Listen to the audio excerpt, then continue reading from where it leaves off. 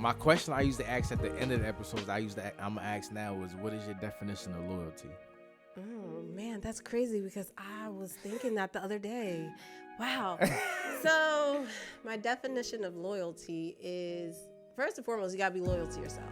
Mm-hmm. Whatever it is that you feel is your truth, whatever it is that you feel is what you go by, if you have a standard, if you have a, something that you just don't want to dumb yourself down on, it's about literally standing by yourself, standing by your own side. And then with that, you can be the same to others and others can be the same to you. So, and in retrospect, it's literally just about being an advocate for yourself and for other people, in a sense of, not letting them fall if you know you can help them, not letting someone, take a wrong turn when you should be going right.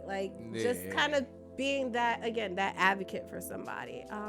That's what I feel loyalty is. And I'll be real though, I feel like that word has gotten burnt out. Ooh, why is that? Because I'm glad you went and said, why is that? Because a lot of people look at, you have to, because I'm this to you in your life, you have to, when in reality, you don't have to be anything to anyone, if you're not to yourself. And don't correct me if I'm wrong. Yeah. A lot of people take it as, I got to stay loyal to somebody because this is what I'm about. When in reality, they might be kicking you in the back or what I mean? Stabbing you in the back, whatever. So, and it's sense sometimes, I feel like some people are loyal to a fault. Yeah, because it's what we're taught. It's a lot of great motherfucking foot soldiers out here. Yeah, it's what we're taught, unfortunately. It's a lot of great Indians. It's a lot. Oh, yeah. For real. So do you feel like loyalty can be repaired once it's broken? Damn, why you gotta give me these things? I mean, so I hate saying it like this because I hear it a lot. Oh, I'm the type of person that, I noticed with me through the years, I'm someone that is okay with giving someone a second chance. Now, if you you're repeatedly being insane about the shit and doing the same thing over and over and over again, nah. So it kind of probably drops once I notice after the second time, if something, you know what I mean? It's no.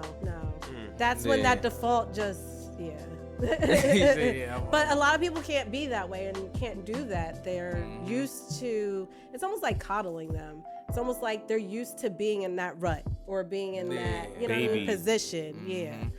So. You hate to see it. Yeah. All right. On both ends, the person being in the rut and the person that's so loyal to the person being into the rut. Yeah. I mean, we see it every day. Absolutely. We know people, we see it. I was one of those people. Really? I mean, yeah. But I feel like we all were at some point in our lives. Yeah, we was all. I? And it doesn't even have to be to a person. It could be to a job.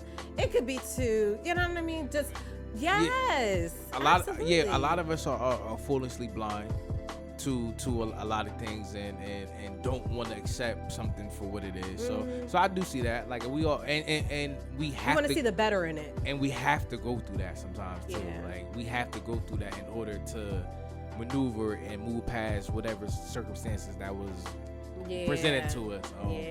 But all right. Look, so when Dex start talking about is he getting hot now? He getting hot now? No, we not doing that. No, we not doing that. It's just when he start talking with his hands. That means it's about to get real. Okay. Yeah, it's about to get real spicy. I like Dex Luciano. Got a new name. Yo, I told you it was gonna be them two. Lucini coming from the sky. Let's get rich. I told you it was gonna be them two this whole episode, yo. It's not me, I promise y'all. The 2 A's of the zodiac sign. I'm a big Sag. Dex Spumoni. Yo, I can't stand y'all. So all right, so my next question is, what made you want to start the Everyday Melanin magazine? What was that initial time? That's a great initial push. That everything like the the idea, the thought? Where was you at when you thought I'm of about it? to go give in. us- Yeah, I'm about to go in on my Uncle Daddy, which is WTF's Tim. Go listen to that episode. Because I went to him with three titles, with 3 cover names or whatever, and he didn't want me to do Everyday Melanin. And I think he wanted something else. I forgot what it was. I mean, you And can't I'm go like, with Ebony. No, exactly. It's already Can't taken. go with that one. I was just Yeah. like, damn, ruined my chances. Those for the Zennials. Right.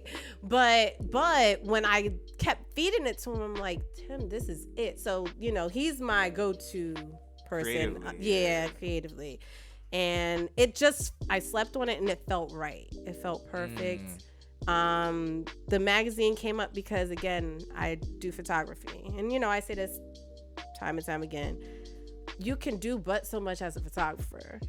You have your clients, you're doing for them. You have your creative spark. Sometimes you don't. So for me, I just didn't want to sit stagnant. Like, I didn't want to just stand like complacent to, I'm just a photographer, because I know I got all these other things I'm thinking of, right? I also like to help people. And I like to I feel like I like to be a plug. You know what I mean? Like the plug to people or whatever. So I took that into consideration when I was like, yo, I got all these friends around me doing some dope stuff. Like, they ain't even getting like recognition or nothing. Okay, so my Uncle Daddy Tim has always been an advocate of create what it is you want. All right, well, I'm gonna create this, platform for my people that I know is doing a damn thing and needs to be recognized for it. Or create this platform for someone to just voice their opinion on something. Being proud to be Black, being proud to just be whoever you are. Doesn't matter your gender, doesn't matter your race within the melanin community. You know what I mean? So that came to me in a dream. And it's weird because as I've been thinking about it, somebody asked me the other day, they were like, yo, did you used to read this magazine and this magazine growing up? And I had to track back and I'm like, yo, now that I think about it, I used to purchase 17 magazine, Ebony magazine, Essence magazines, all the way from the Jet magazine. Yeah, yes, Jet. Beauty of the Week, page 43. And it used to be on my my grandmom's coffee table in the den. Shout out to Grandma's The Coffee. den had panel, y'all. It had brown wooden panel. Yup. Your living room had the plastic chairs covered. So it's Shoes like was off at all the door. these, yes. Taking And I had a lot of Sports Illustrated magazines. Ooh, And my SI, favorite that is yeah. still in plastic today was with Penny Hardaway on the cover. So I thought back, I'm like, oh snap, maybe this was already in my future Predestined. and I didn't know. Yes, it was predestined, right? So I'm like, I'm one of them niggas. I even created this, it's so whack, but I created this paper thing where I had Penny Hardaway and Tweety Bird in cutouts in this little booklet that I created. And I said, this is my magazine. And I'm like, and I still have it. And I'm like, yo, I did not know. It I naturally, did not know. it naturally. Yeah. naturally But when started. it took for them to ask me, for me to actually think back and deeper. Cause I'm like, all this time I just thought it was because it came into me in a dream, and that wasn't really it. you was naturally already exactly. Like, yo, I spent money on those magazines growing up. Like, I used to keep the scoreboard for all the basketball games growing up, the rec games and stuff. And then from there, take my money, go buy CDs and buy magazines. That's where my money went. I swear, if I could find half of these. Because people don't understand, like, back then, that was the thing, to get It magazines. was. To read was. Ebony, or look up Yes. current events for school. Yes, Or or the reading horoscopes. Or the Source magazine. The horoscope in the paper. Yeah. Or go see what's about to be on TV later tonight. Yes. Oh, no, remember you. Or the movies. You used to have to get the paper. See? You used to have to get the paper to look at the movie times. Yes, Yo. yes. Yo. The Wow. times Having a then. piece of newspaper ripped out, writing my current Yup. events on the bus. You know how much of a trailblazer you are? You know how much? I just thought about just a comment. You know how many people would actually be there would be successful people that actually were driven behind their predestined goal or dream, whatever they envision themselves doing as a child. Like, You're you know how many right. people will actually be happier in this world if they actually No, put you're forth absolutely their right. effort of what they really are passionate about. Yeah. I actually asked my parents that. I Be said, a lot of broke companies. yeah, man. I said to my dad, I was like, Dad, what would you have been if you didn't work for, this Trenton Psych or whatever? He's like, I would have been a musician. And then I asked my mom, I was like, Mom, what would you have been if you didn't, come out of school and work for DOT or this other place that, was for the government? She's like, I would have been a track star. Like, she's like, I wanted to go to the Olympics. I'm like, so why did y'all stop? But then it's work. Yeah. They're taught work. And I feel like the opportunities weren't so much afforded to them. No. As they are now. We're in a blessed time, man. Yeah, we are.